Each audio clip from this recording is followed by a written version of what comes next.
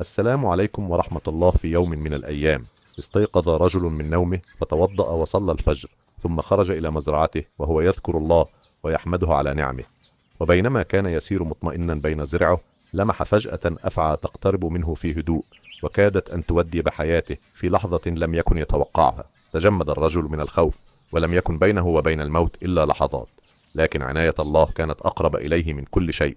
ففي تلك اللحظة ظهر قط على نحو مفاجئ، وانقض على الأفعى بشجاعة عجيبة، وظل يقاتلها حتى قتلها، والرجل واقف ينظر في ذهول. وقد أدرك أن الله إذا تولى عبدا حفظه، وإذا أراد نجاته سخر له من الأسباب ما لا يخطر له على بال. وقف الرجل طويلا وهو يردد: سبحان الله، من الذي أرسل هذا القط في هذه اللحظة إلا الله؟ ومن الذي صرف عني هذا البلاء إلا رحمة الله؟ فعاد إلى بيته وقلبه ممتلئ بالإيمان، وعيناه تفيضان بالدموع شكرا لله عز وجل.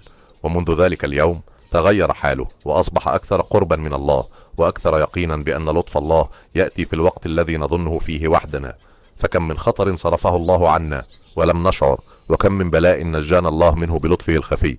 فإذا نجاك الله يوما من أمر لم تكن تتوقعه، فلا تنسى أن تشكره، لأن عناية الله لا تغيب، ورحمته لا تنقطع، ولطفه يرافق عباده المؤمنين في كل حين.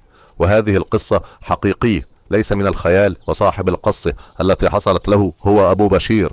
الحمد لله الذي نجاني، والسلام عليكم ورحمة الله. لا تنسوا الصلاة على النبي وذكر الله عز وجل وكثرة الاستغفار